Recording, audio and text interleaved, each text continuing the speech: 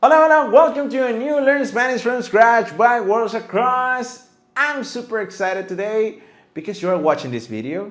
And yes, that's important because you are watching. We're going to work with that structure today, in Spanish obviously, present progressive. But let me tell you something first. If you think you hated grammar, it's because you haven't learned it with Worlds Across yet, and you know this. And why today's video is so special? Because many people usually get confused between simple present and present progressive and you know that part of the story, and they're not the same thing at all. And I know you don't make this mistake anymore because you have been watching these videos a lot, but I'm going to clarify just in case. Again, today we're going to talk about present progressive. All right.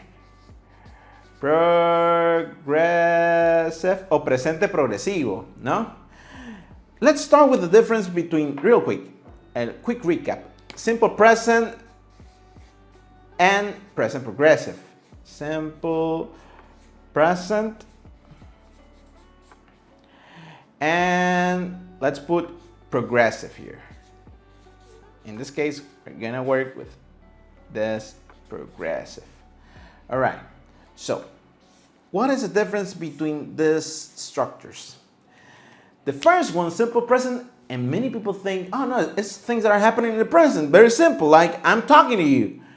That's not simple present. Simple present, it's usually for facts, for routines, for the universal truth, you know, like, for example, the earth is like redonda, la tierra es redonda, it's round, no?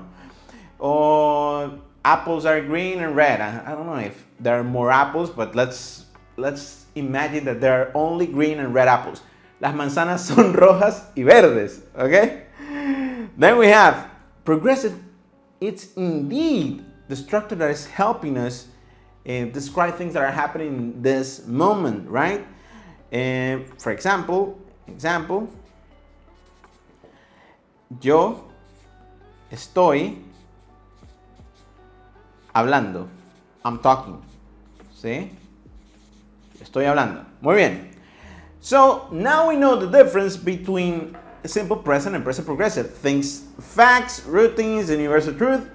And on the other one, we have things that are happening in the moment, right? And let me tell you why this is important. Let's start building present progressive sentence. What do we need? We need a pronoun. Then we need the verb estar. This is very important because it needs to be conjugated. Okay? You know this conjugation things, you know it. And you know that it changes according to the pronoun, blah, blah, blah. We're gonna zoom in a little bit in a couple minutes. Then we're gonna have the verb that is basically describing the action in that specific moment. Let me be clear with this.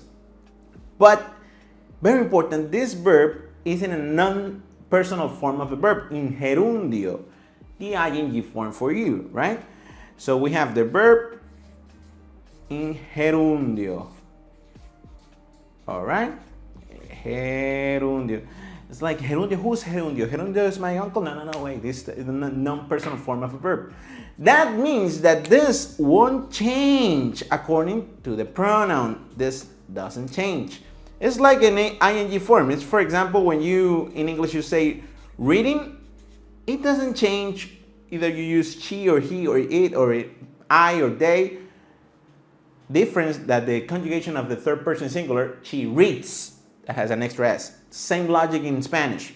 Let me illustrate this with an example. Pronoun. Let's use the personal pronoun yo. Then we use the verb estar, conjugated in the present. And you know this because you have been practicing your Spanish a lot. Yo estoy. Then we could say talking. Hablando. Hablando. Look at this. This is what makes it so interesting. And easy to use, to be honest, because this guy won't change according to the pronoun. So él, ella, usted, ellos, ellas, they will use always the hablando form. The one that is going to change is this one. Okay, what do I mean by this? Let's check this out for a second. Let's imagine your friends. Ellos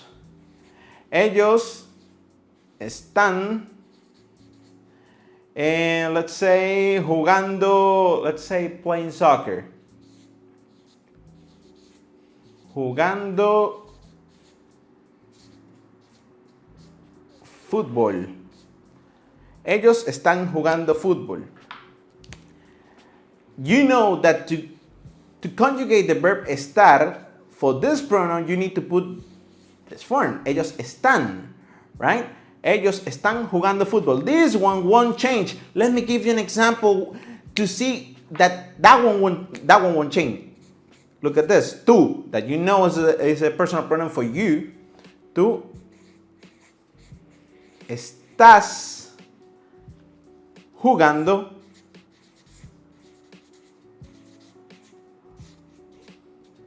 fútbol. So you got it. You're seeing the logic, right? You see the logic. In this case, we conjugate the verb estar according to the pronoun tú estás, but jugando stays the same. You see it? Look at this. They are the same. That means that this verb is a non-personal form of the verb. Jugando. You see it? Fantastic. Let's do another example just in case. Right? Let's use the same one of the first, the same we had on the first page, hablando, right? It's talking.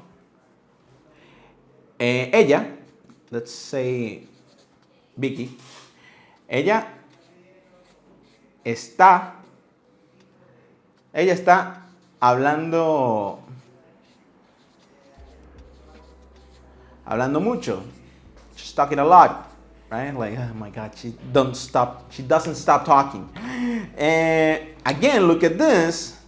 Hablando doesn't change. We can see the previous example here, right? Where we had yo estoy hablando. Hablando doesn't change.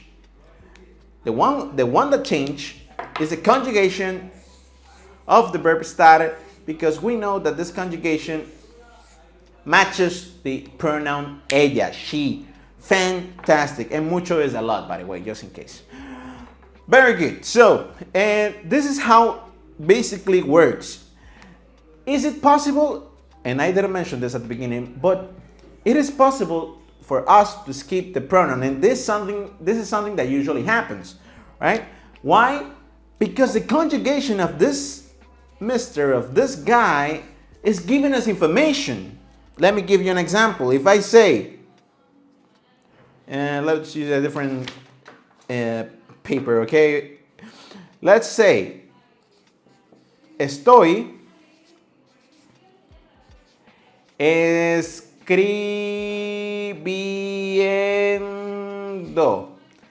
Do you know who is executing this action? And you're gonna say like, wait, maybe I don't know because you don't have a pronoun there. Oh, wait. But you do know. But because this verb, that is estar, is the only possible way to obtain this conjugation is with the pronoun yo. It's the only way to do it. Yo estoy escribiendo. I am writing. Why do we can skip it? Because the verb gives us the information we need, right? This is something we cannot do, for example, with the third person, right? Está escribiendo. Because it could be he, she, who knows? Or usted. Él, ella, usted. Maybe if you're replying, you can skip it, but that's a different story, right? That's why you would see a lot this structure. Estoy escribiendo, estoy comiendo, estoy jugando. Because you are first, the verb gives us this information, and then you're describing what you're doing. You don't need to say it like repeatedly. Yo estoy comiendo, yo estoy jugando, yo estoy corriendo. You don't need to do it, right? It's not necessary. Let's talk a little bit about gerundios, right? Because we have, and you know this, verbs that end, let me put it in this color, black. amar, comer, and reír, right?